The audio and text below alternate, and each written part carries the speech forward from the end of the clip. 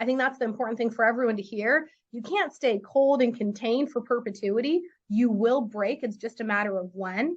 And I learned a lot, and I've been able to coach very many people at this point, probably about 50 people through this, because many of us went through the trauma of COVID. Some of us went through the trauma of the war. Many of us felt and experienced, but never let out. And I've learned tactics now on how to do it, because when you're in it and you're someone who's very intellectually curious, you start trying everything to get out because you don't want to live in that dark place. So for me, it was making it okay to feel, to your point. It was making it okay to let the emotions overtake and release. And then now that they were out on the table, which was by far the hardest part, and that would be the main thing I would share with our listeners, is you really need to get to a point where you do a mental health check on yourself. And sometimes you may need to see a professional to evoke and extract that from you. But doing that health check consistently, I'd say, every week or even every day, to say, how am I feeling? Where am I at? Manifesting that through journaling, through conversation, through therapy, and getting a really good inventory, just as you would a wellness check with a physical doctor. Doing a wellness check on yourself emotionally and figuring out where you're at and how you're feeling about this is essential. Because once everything gets out on the table, then you could do something with it. It's like the iceberg that's under the surface. You can't tackle it if it's not up.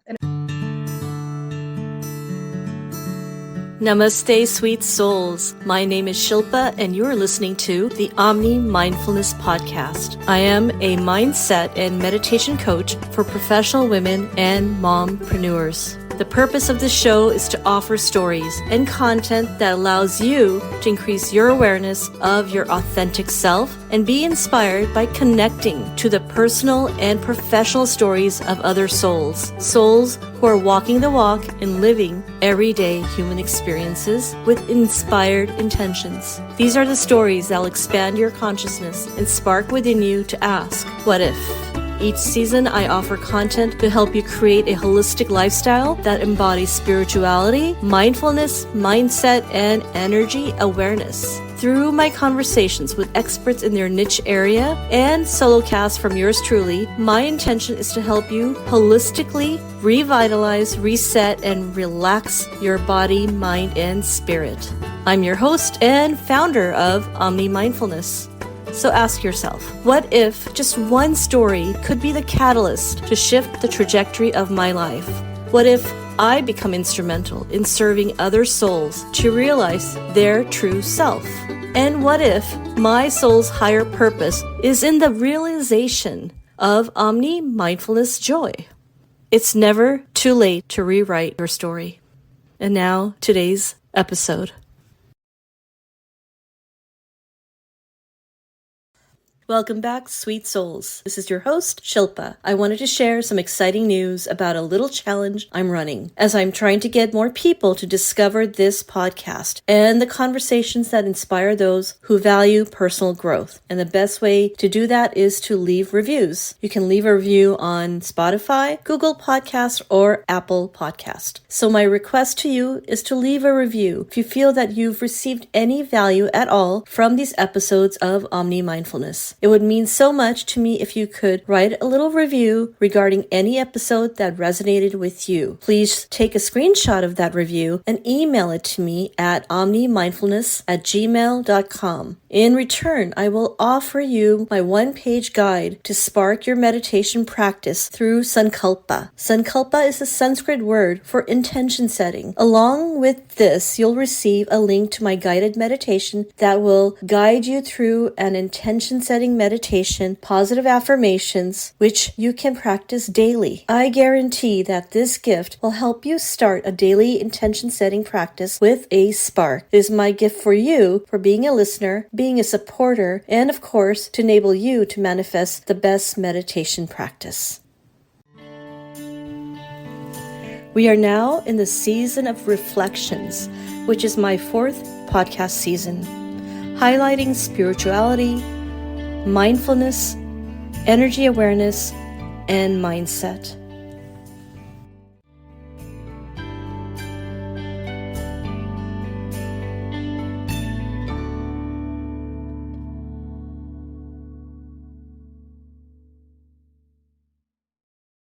I'm so excited to have my returning guest, Lena Haviland. Lena is a corporate executive, a mother, wife, daughter, and a Ukraine refugee. She is sharing her perspective on the recent war that broke out in Ukraine on February 24th, 2022.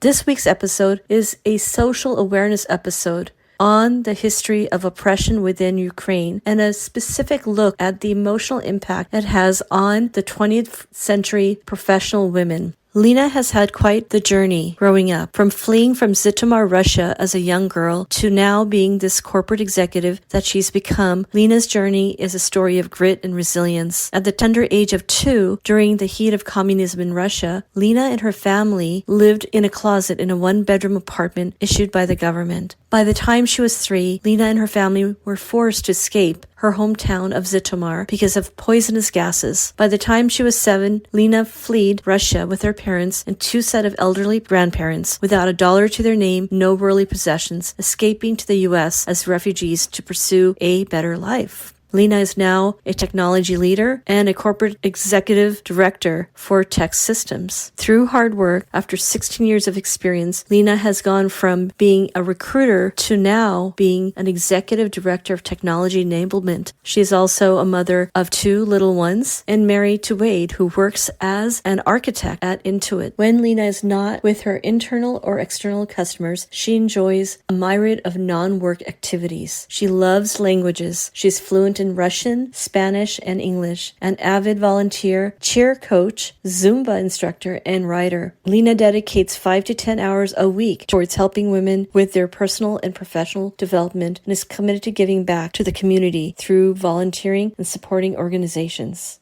In this particular podcast, she shares her perspective on the war in Ukraine and the psychological impact that can have on others, as well as bringing into the fold how to remain mindful and maintain a positive mindset during these challenging periods. And now, here's Lena. Lena, thank you so much for joining. Thanks for having me, Shilpa. Nice to be back together with you. It's always nice to see you in your beautiful face. Thank you. Well, Lena, I feel that you embody so many characteristics of someone who is resilient and with a positive mindset. You are a corporate executive, a mother, a wife, a daughter, and a Ukraine former refugee, correct? Yes. Now, what I understand is, in light of Putin's invasion of Ukraine just a year ago, wasn't it? Around beginning of February 24th, at the start of this year. Yeah. Oh, was it this year already? Okay. That the social awareness around this topic and around the history of oppression in Ukraine is something that I feel needs to be talked about from the perspective of trauma and helping future generations. I don't even want to use the word cope, become resilient. And you're living embodiment of someone who's lived this since her childhood. So I thought I'd have you share your background. Yeah, absolutely. So I am a refugee, like you mentioned, from a small town called Zhytomyr, and I immigrated in 1992 with my family, which included my parents, 2 sets of grandparents, and my grandmother's sister. And I've been in the US and San Diego specifically for the majority of my life, and I've had a plethora of different opportunities afforded to me through just the amazing country that this is and all the glory that comes with it. And my big Ukrainian family is still ever present in San Diego. We were just together for Thanksgiving. We hosted 40 of us in our home, which yeah, it was very special. I remember looking around and thinking, goodness, what a luxury it is to be able to afford to host everyone in my home, to provide food and drink and entertainment, and look at my grandparents and look at my parents and just say thank you, because it truly is a privilege to be here versus, the life we could have had we remained. Absolutely. And the story itself, you've shared it in the past podcast, but perhaps you can give us a little anecdote of I think that emotional well-being that is challenged when you come to a new country with a culture shock. Oh yeah, no, I think it was most challenging for my parents because they were adults and they had to figure out a way to be resilient and learn the language and enculturate into all that was America. And the beauty and the splendor comes with a new culture and a new set of values and perspectives, et cetera. So for them, it was certainly a challenge. For me, I joined in third grade. That was the first grade I did in the US after immigrating, and didn't speak a lick of English when we came over, had incredible English second language tutors and teachers that helped me get the fundamentals and the basics. My parents worked for what was minimum wage at the time, $4.25 an hour, and did the best to keep us going. And they had the challenge because they had me as a child, but they also had their parents, which, you know, elderly folks, it's more challenging to enculturate and it's more challenging to assimilate into what is. And they had the burden of responsibility and the joy of making sure that we all found our way, had food, had shelter, had one car for 9 people, and somehow found a way and were able to build a life here and be homeowners and business owners and establish themselves. And I think a lot of that comes down to mindset. It really does, because there's people that have been faced with a lot less. And the way you interpret and the way you ingest what the world throws at you is what ends up manifesting, and how strong you can be in the face of adversity comes down to that mindset prevailing. I completely agree. My parents are immigrants as well, and I now see what transpired in their lifetime and recognize what might have been trauma, but at that time, the period, that headspace stuff wasn't really acknowledged or addressed, I would say. And in our generation, we have very fluid conversations around mindfulness. Maybe you could share how you've been able to use those techniques or tips or skills, I would say, during this last year, during the war. Yeah, you know, what's interesting, and we talked about a little bit last time we were together, vulnerability wasn't something that was born into me. In fact, when you grow up in Russia, the culture is kind of cold, right? Just transparently speaking, and the people have been hardened. And I remember getting some lessons from my parents, and part of the wisdom that was imparted on me is to remain guarded, right? And I think remaining guarded was advice given to me to protect me and to make sure I was okay and not exposed to things that would put me in danger or in a position that wouldn't be advantageous to my health. But I actually found myself needing to look at vulnerability head on and leveraging it to come out of the situation that was the war. So when the war hit, as I mentioned, on February 24th, that week I had sat down with my grandfather and my grandmother, Grandpa Alex, Grandma Anna, incredible humans. And my grandpa is prisoner of war survivor, was in the Holocaust.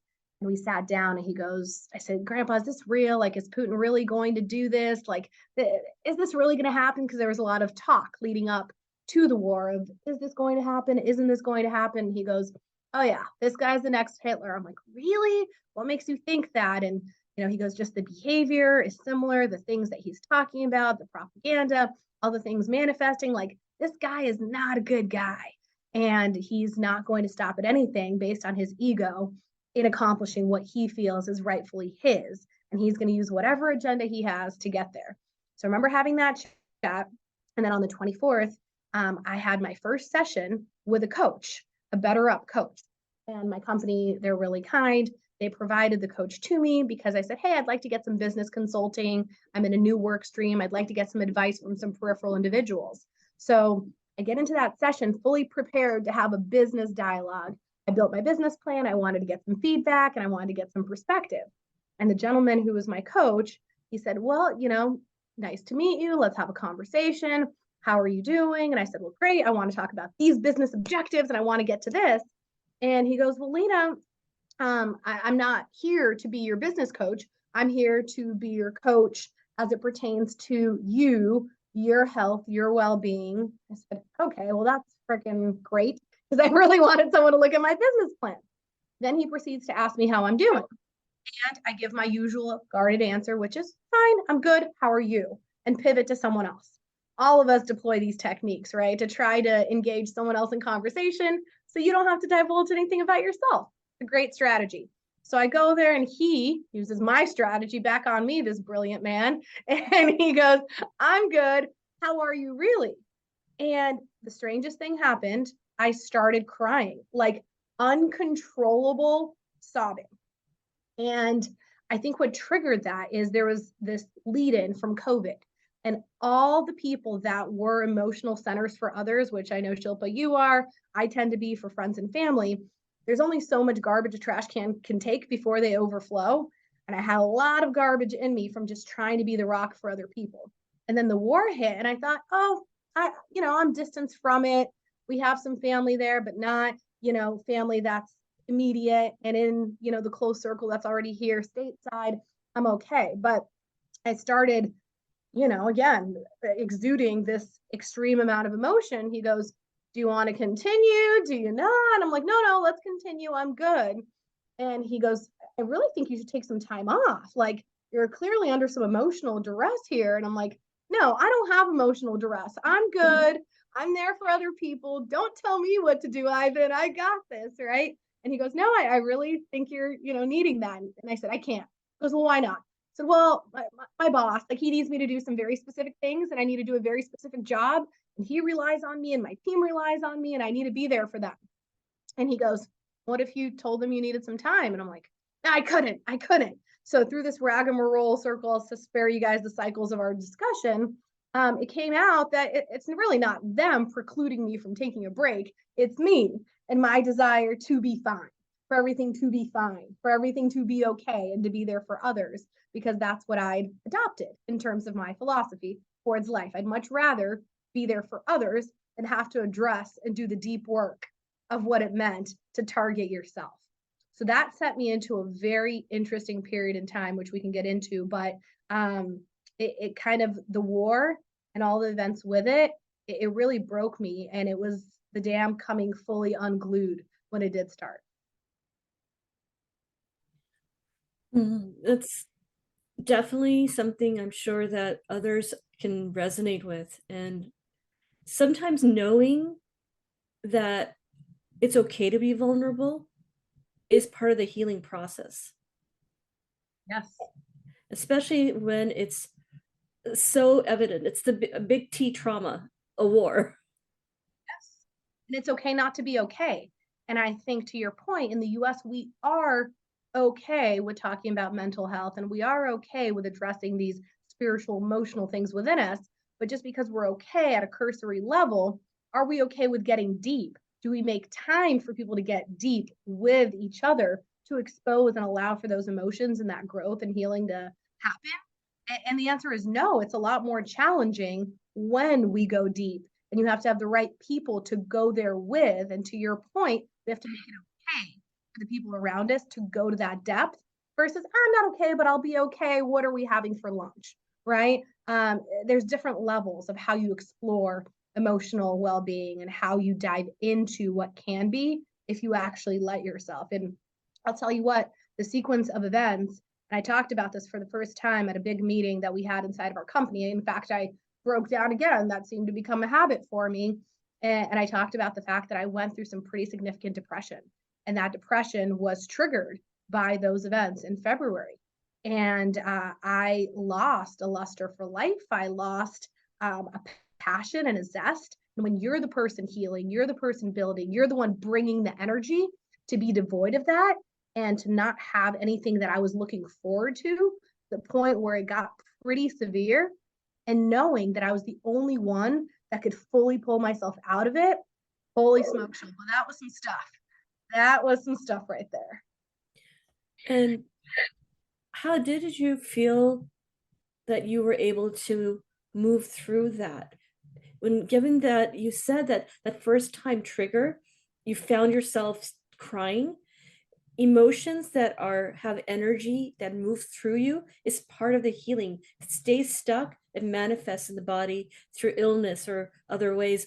The fact that your body said it's okay to release it. Oh yeah. And I'll forever be grateful to Ian, my Better Up coach, because he was the trigger that allowed the release, and it was going to happen at some point in life. I think that's the important thing for everyone to hear. You can't stay cold and contained for perpetuity. You will break. It's just a matter of when. And I learned a lot, and I've been able to coach very many people at this point, probably about 50 people through this, because many of us went through the trauma of COVID. Some of us went through the trauma of the war. Many of us felt and experienced, but never let out. And I've learned tactics now on how to do it, because when you're in it and you're someone who's very intellectually curious, you start trying everything to get out because you don't want to live in that dark place. So for me, it was making it okay to feel, to your point. It was making it okay to let the emotions overtake and release. And then now that they were out on the table, which was by far the hardest part, and that would be the main thing I would share with our listeners, is you really need to get to a point where you do a mental health check on yourself. And sometimes you may need to see a professional to evoke and extract that from you. But doing that health check consistently, I'd say, every week or even every day, to say, how am I feeling? Where am I at? Manifesting that through journaling, through conversation, through therapy, and getting a really good inventory, just as you would a wellness check with a physical doctor. Doing a wellness check on yourself emotionally and figuring out where you're at and how you're feeling about this is essential. Because once everything gets out on the table, then you could do something with it. It's like the iceberg that's under the surface. You can't tackle it if it's not up and emerging. And when did you first realize that this state I'm in, this condition, or whatever label we give it, depending on who is perceiving it, that this may be depression? It was when I lost my joy for the typical things that I love to do. Because when that event happened, when the Better Up coaching session happened, I thought, well, that was freaking weird and not good. Let me just ignore it, because it's so much easier, you guys, to ignore something. You don't have to deal with it. You can go on with your life. You can go have a hot dog. You can, live the joys that you typically live. But I saw that it wasn't going away. And once it came up, it overshadowed everything. It started to permeate out into all the things. And I couldn't experience the same levels of joy that I would for the simple things in life. And I didn't have the propensity to help others rejuvenate themselves and come back to center like I normally did. And for the first time in my life, I had to put on my own life mask and say, okay, because I'm not experiencing the typical levels of joy, because I don't have the typical things in me to give to others, there is something wrong, glaringly wrong. And I think, again, for those trying to diagnose yourself, it is a change in behavior. It's a change in motivation. And then physically, things started to happen too. I lost 20 pounds during that period of time. And that was a telling physical indicator. Now, it's nice to look good in my clothes, don't get me wrong, but there's other more healthier ways to get there, gang, right? So it was definitely the physical components, but the lack of joy in, and then the lack of ability to do the things I normally found joy in and loved to do. Well, I'm so glad we're able to work through it, because I can share for myself, just coming out of COVID. And then if I were hit with, oh, now there's a war, and your loved ones or possibly extended family is experiencing that trauma. Now, did you have family in Ukraine at that point? Yeah, so we have extended family. So on my grandmother's side, she has a woman whose children have become part of our life, and they're lovely, and they have a small child, a 2-year-old. So when the war started, they were on their farm in Kiev, which we visited when I was 6 months pregnant with my daughter, who's now 10. And we're on their farm. We have a close connection. They made their own moonshine, which I couldn't have because I was pregnant, grew their own fruit, and they lived right there. So when the bombs went on overhead, they were in the prime area, and they have a bomb shelter underneath their house. So I was messaging with them. Facebook, Instagram was our main means of communication based on a lot of things being unavailable. And they would take their 2-year-old daughter, they would sleep with their clothes on, and they would run into their bomb shelter anytime any sign of action was taking place. And they did that for goodness, the first 4 months of the war. And we begged them. I had some good friends at work, and they said, hey, let's pull our miles together. Let's, get them here. We'll do whatever it takes to get them to be safe. And I offered that up to them, and they said, nope, we can't leave our country. We can't leave our situation that we're in. We have to stay. We have to defend. They had weapons on premise, and they said, you know what? No, this is our big brother attacking us. And however sad this is, we can't leave during this time. So no matter how much we pleaded, they did it. And now, luckily, they're in a safer area. They've left the Ukraine and they're in Russia. Interestingly enough, Russia's a lot safer right now because Ukraine is the primary place where war is taking place. So it's good that they're out of there. But yeah, that there was a lot of stress that I felt for them, and also just for people who couldn't get out, the elderly, the young, who were in a situation financially or otherwise where they were trapped, waiting at various border countries or trying to get into a better situation and couldn't even make the move. Now, in the beginning of our conversation, I mentioned that one of my motivations, aside from having you share your resiliency and how you've done it, also bringing awareness to this social historical episode, I would say. And one thing that's interesting, I just heard you say, is they went to Russia. See, I think a lot of us are naive. We wouldn't expect them to go to Russia. Oh, yeah. No, I mean, you're trying to have self-preservation and salvation, and you're trying to stay alive in a harsh, harsh time. And when everything around you turns to rubble, I mean, the maternity ward I was born in, the second week of the war, was completely destroyed, where my mom had held me up for my dad to see because men weren't allowed up in the actual vicinity where the birth took place. So, I mean, you have to remember there's the human instinct that takes over. And you're right, we don't think about it. We don't think, okay, they went here or there. They're trying to survive and keep it together while this nonsensical flurry of events takes place. For what purpose? We know not.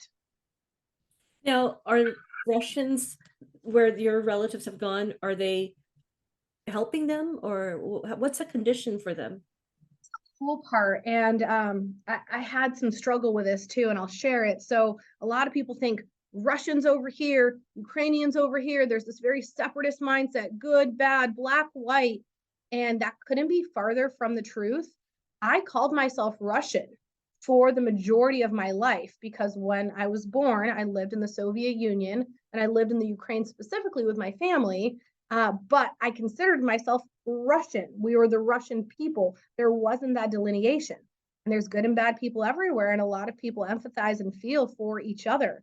And it's really sent things into a tizzy. For example, in San Diego, there's a restaurant, a wonderful restaurant called Pushkin, and it's a Russian restaurant. Well, who's working there? All Ukrainian people. It's just so blended. So I think the thing I would provoke people to think about is not to think in absolutes, because there isn't this horrible herd of Russians and this, wonderful set of Ukrainians. We faced a lot of anti-Semitism in the Ukraine. And that's the reason we came over as refugees, as Ukrainian Jews, Russian Jews. We left because in the Ukraine, my dad, his school papers, they would write a very crass word for a Jewish person on top of his paper and give him poor marks and not accept him into programs and not give him the grades he deserved. My grandmother, too, she applied to a high-tech university, and similarly, based on being a woman, based on being Jewish, wasn't allowed to participate. So we think, oh, the Ukrainian people, they're incredible. There's some crap stuff there, too. So I think it's just an interesting flurry of emotions and why it's so challenging for many of us, because it isn't an absolute situation. It's a horrible situation. In bringing awareness to all of this is so essential. It is so essential for anything, even on a daily level. If you witness someone looking like they're going through something and passing a judgment versus going, hey, like you were saying, it's not an absolutes. There's intricacies, the stories there. So yeah. So perhaps you can share, as a professional working woman, having this breadth of experience, yet having the ability to see it and know, look, I can become resilient. I'm capable. I have the tools. What can you offer to women who are might be in the same space? Maybe not a war, but something that is just as traumatic for them. Definitely. I think I go back to what I talked about that I faced earlier this year. It's acknowledging your emotions, regardless of what the trigger point in the event is, and making sure you bring those to the surface. That's one. And then two, take inventory of your resources. The people that you've been there for, they want to reciprocate. They want to be there for you. So look to the people that you can lean on to share. You don't have to tell the whole world where you are, but there are people who are willing, whether it's family, friends, etc. Find your resources and start by opening up. The minute I did that and opened up, I got 10 stories back for every one story of similar feelings. And humans need likeness, humans need connection to feel like they're not alone. When I shared my piece, I got techniques, I got stories, I got an outpouring of support and love. And I got people who wanted to give everything they could to get me back to equilibrium. So I think bringing it to the surface, getting your resources, and then figuring out what help you need beyond the resources that you have. Do you need a therapist? Do you need someone else who's a professional to bolster your insights? And then the last one would be, what are you surrounding yourself with in terms of the influences that you're allowing into your life? Are you being selective on who you're bringing in? I was giving so much to everyone. Was I giving it to the right people? What's on my social media stream? Am I having positive things come in? I signed up for these positive texts that I could share later in the notes, but I signed up for them and I would get a text a day with a positive message and I would read that and that would force me into a positive state of mind.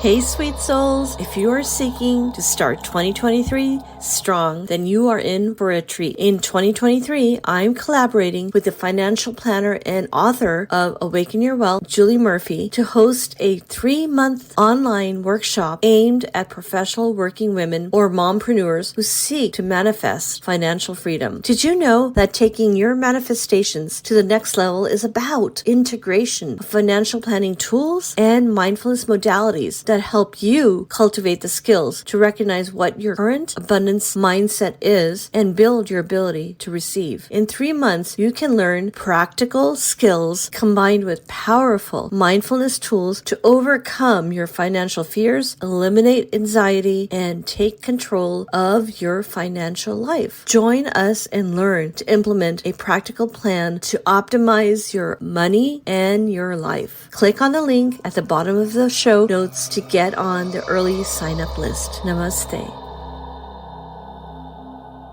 I had to journal. That was another thing that I let into my world and continued with, just to evoke, again, first, the surface component, to keep my emotions to the surface, to have a resource, to document, to review, to see my feelings not as ominous, nebulous things, but as tangible things I needed to conquer through. And then it was the habit and the repetition continuously to reconfigure how I approach life and taking control of it. I was letting all the things run me, and it was saying, this is my life. I get one, and I'm going to come out of it okay. And it's that persistent commitment to using your resources, leveraging the resources that you have, and then bring the things that you choose into your life that gets you out. And I kid you not, one day I did, and one day you will too. You wake up and you're okay.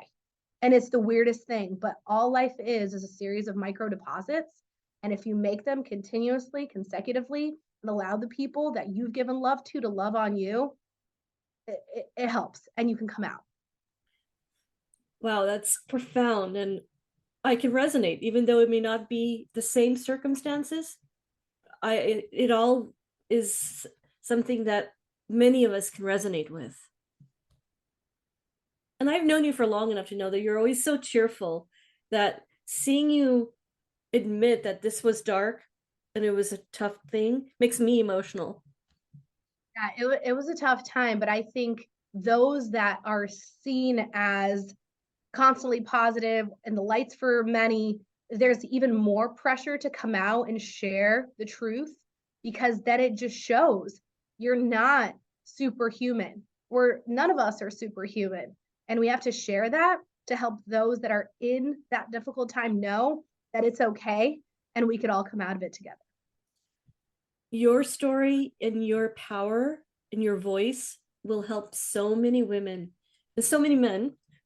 They're important as well. But no, I really believe that not only from a daily to day life human experience, but also having known you from the professional world, there are people who are probably suffering because they're trying to hold up their family financially. No, absolutely. And when I shared some of my truth with my larger professional team, it was met with an outpouring of love. And it was met with people who have been struggling too, pretty significantly, and they didn't feel comfortable divulging that they too were going through those times. So that made it worth it. It made it really worth it. And I encourage everyone who is going through this and who is debating opening up or not to do so when you're ready, because it does help people. And if it helps just one person, it's worth it. Now, coming back full circle in terms of vulnerability and seeking the tools, having known you from the professional world, for those that are professionals listening to this podcast, how can they seek that type of support within the corporate environment so that it aligns with these specific type of needs? Yeah, I think there's good people everywhere, and there's also HR departments that are insulated and built to offer support. There's also programs that are insulated into most corporations that allow you to get help mentally. So I think just knowing your resources is important. And then if you're new in an environment and you don't have many connections, you don't feel comfortable opening up, that's okay too. There's those resources that could help direct you to the right places. I think a good place is always to start with your leader. They're paid to care about you. They're paid to govern the team that you're on. And I think it's always a good start to share at a minimum of maybe why you're not showing up in the usual way you would. And to say, hey, I'm not sure what's going on. I'm not okay right now. I'm going to take my time. No help needed, or yes, help needed. Say what you need and what you feel comfortable asking for. And then that in itself is enough to get you some air cover to show that maybe, hey, right now. I'm not the lead I want to be right now, but I'm a work in progress. I have something going on. And what I could use is your support. And what I could use is maybe some time off. And I think just being very vocal and vulnerable about that, at least with your direct leader, gives you the space and time to figure out what is and to figure out your next move, which may be all you need in the moment. And sometimes just having it on the table, getting it out is step one. And not only are there support a system set in place within corporations, but now I would say, particularly in the last 10 years, there's so many coaches even outside. Oh, yeah. Yeah, there's so many resources. And there's even when I was in the throes of my journey, I looked into a lot of different resources. There's even text therapists. And that was something that emerged out of COVID. A lot of people don't maybe feel comfortable using their voice, and they feel comfortable using text. So depending what medium is most attractive to you based on how you're wired as the unique human that you are, there is now a lot of different avenues to get the support and the help that you need. So I think just simple Google search or, some research into what makes sense for you is a good first step. And there's a lot of different ways you could find the help you need, regardless of how it manifests. That's really great. And Lena, one last thing before we wrap up. I have a little link here. I'll put in the show notes for humanitarian aid for Ukraine. Are there other ways we could provide any kind of awareness on how to help? I think the aid is good. The humanitarian aid is good. There's also just the community that is inside probably your areas today, because I think we're so focused on outreach inside of the Ukraine, which we should be, and that's necessary and important. A lot of the messages I get from family and friends who are still out there is focused around sharing the message of what's going on, keeping it top of mind, soliciting help and just emotional support for their community, and bringing awareness, because a lot of things are repositioned, reconfigured, and propaganda based, right? So just keeping the truth. But then also, aside from supporting that community, I would encourage you to support the community that's inside your hometowns, wherever you are, because there's pockets of both Ukrainian and Russian people. And in Europe, all the people that have those communities that have immigrated on over, supporting the people next to you and spreading the love and just being there for others and not labeling people in absolutes. There are Russian people near you that are struggling. There are Ukrainian people near you that are struggling. There's all walks of life right now that are feeling all kinds of things.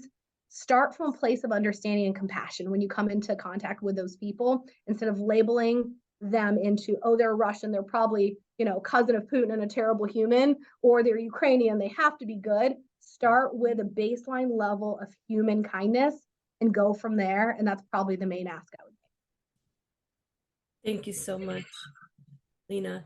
Lena, I would love to have you back next year to continue our conversations. Particularly, you're such a gem for so many, not just necessarily professional working women, but also, I believe, fellow humans. Thanks, Shilpa. I appreciate it. Love being on with you and love your mission and charter. It's making people better and it's making people see a new perspective, which is always helpful. Thank you, Lena. I'm so honored and blessed to have you in my life. You too, Shilpa.